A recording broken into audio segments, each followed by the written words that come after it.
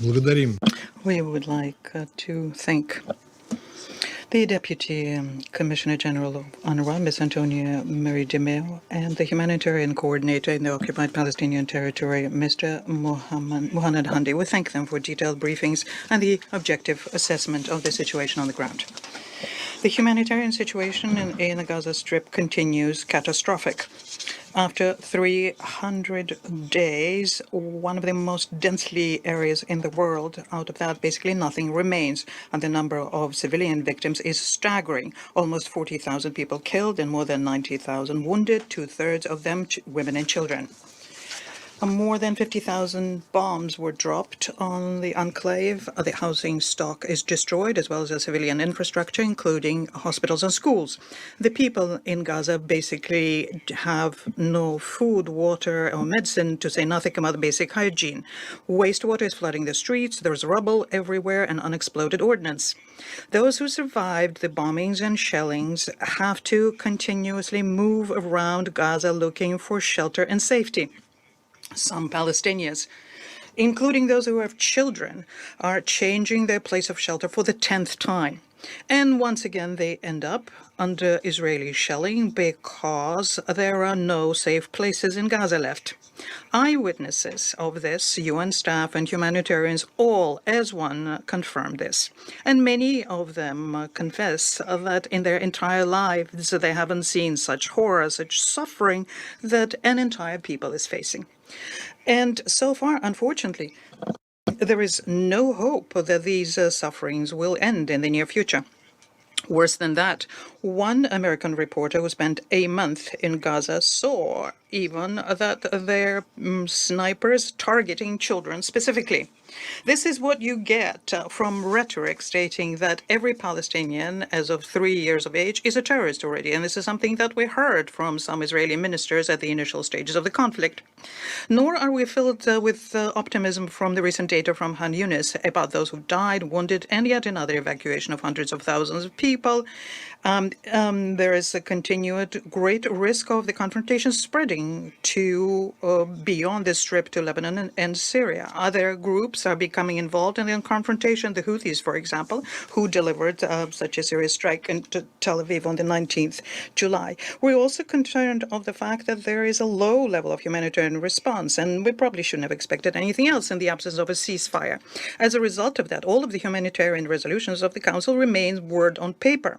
The special mechanism on humanitarian supplies created under Security Council Resolution 2020 obviously is not bringing in any significant outcomes.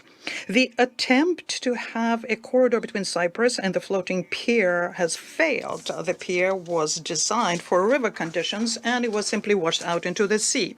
The Rafah crossing, through which significant volumes of humanitarian supply used to be delivered, is closed. The roads through which supplies are to be delivered are destroyed. As far as we can tell, the Israeli authorities continue impeding humanitarian supplies. There is insufficient financing, and people who are locked in Gaza can only hope for external assistance because there is no manufacturing in the Gaza anymore, nor is there agriculture. The deconflicting and the proverbial notifications in the course of active hostilities are clearly not working either. And that's why we get such tragic high figures. 278 humanitarians died. Out of them, 197 used to be UNRWA staff. On the 21st of July, yet another humanitarian convoy into Gaza was shelled. And that's just the humanitarians. The victims are also to be counted amongst the reported. 170 died. The healthcare workers, 500 people. It is the time to sound the alarm bell and to do it regularly. That's why it's difficult for us to understand why some of the Western colleagues on the Council are bashfully sidestepping what is happening in Gaza and prefer convening meetings on other much less urgent topics. And this is not something that does do them honor at all. What is also at an impasse is an attempt to arrive at a settlement because of the disregard or insufficient attention to the interests of one of the conflicting parties. The Biden plan remains on paper, and we warned about that during voting on Resolution 2735. It became a spoiler of a kind and allows Israel, the United States, to contain any attempts by the Security Council members to raise another issue of another outcome of the Council, which would demand an immediate and unconditional ceasefire. We are also very concerned by a continued disinformation campaign about UNRWA. As far as we understand, the most disreputable allegations by Israel about UNRWA staff were not confirmed, whereas the conclusions by the group of experts headed by Ms. Colonna confirmed that UNRWA is in line with the principle of neutrality and plays a key role in providing assistance to the Palestinians. Members of the Security Council should not play along with the attempts to discredit the agency. We call upon everyone to rise up in its defense. There is no alternative to UNRWA, and this understanding should be the starting point of the Council's efforts. Draft Knesset resolution aiming to ban UNRWA in West Jerusalem and acknowledging the agency as a terrorist organization can only be interpreted as a slap delivered to the entire United Nations. We call on Israeli authorities to uphold the norms of international humanitarian law and to bear full responsibility for the people under occupation. I refer to, first of all, to the obligations to ensure food supply, health care, and public law and order. What is also needs to happen is the halt to the settlements in the occupied Palestinian territory. It is an egregious violation of international law.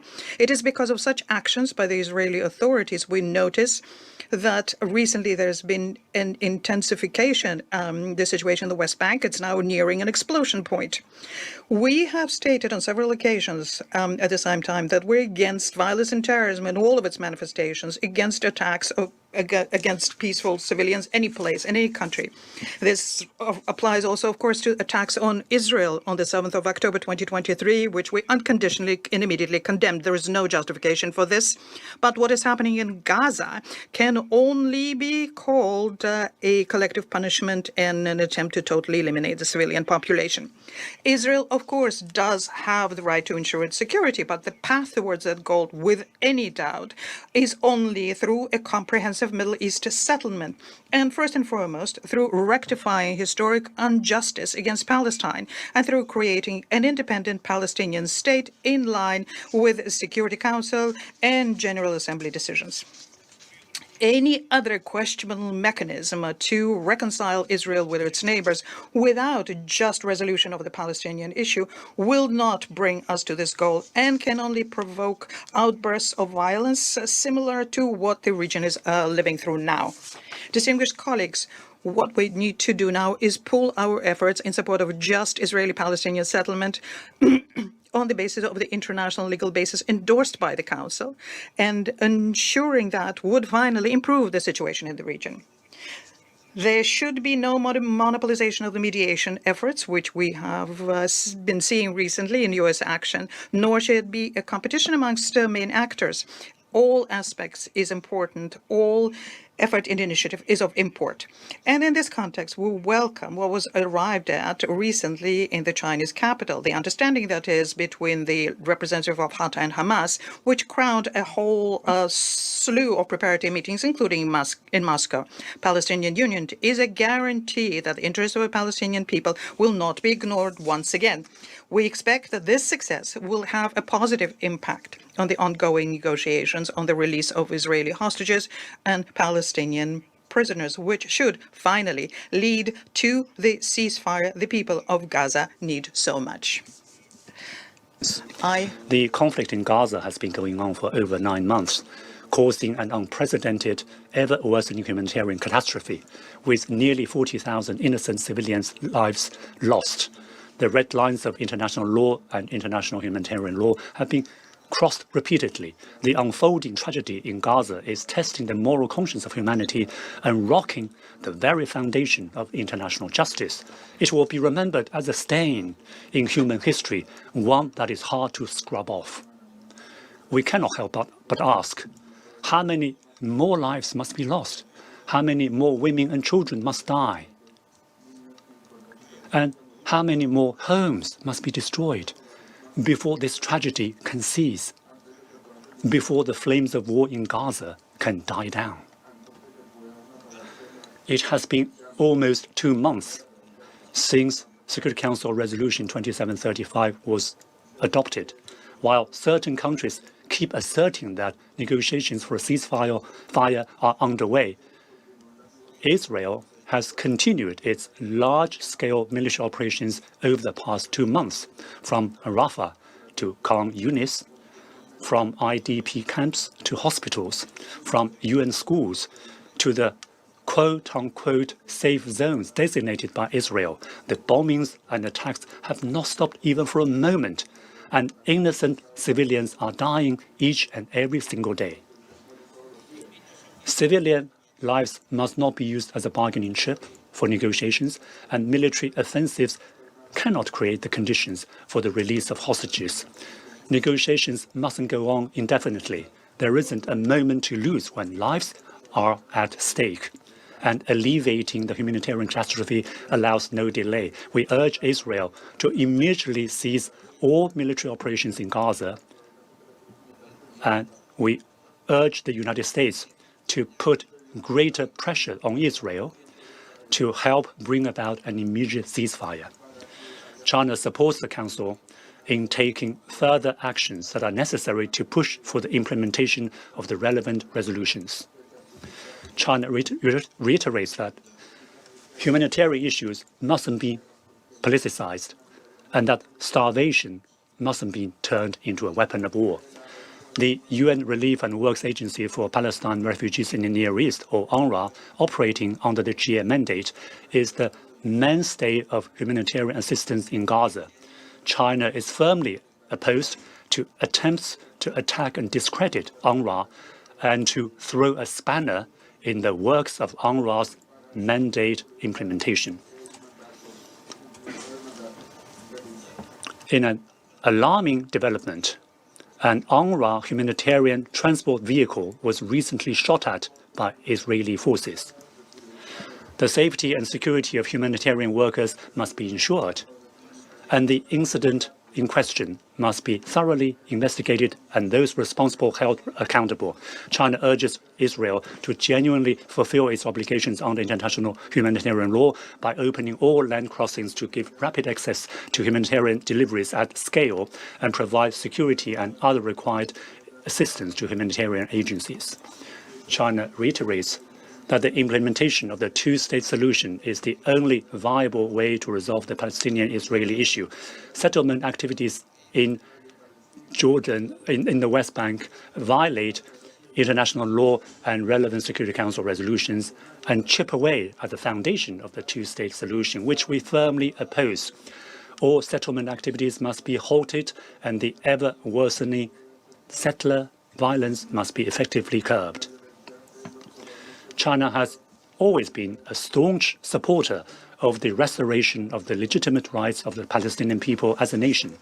Earlier this week, the intra-Palestinian groups held a reconciliation dialogue in Beijing and reached an important consensus, which is a significant step forward towards operationalizing the principle of Palestinians governing Palestine and preparing for post-war governance in Gaza. China firmly supports independent Palestinian statehood and calls for a broader-based, more authoritative and more effective international peace conference to work out a timetable and a roadmap for the implementation of the two-state solution with a view to putting the Palestinian question back on the right track towards a political settlement.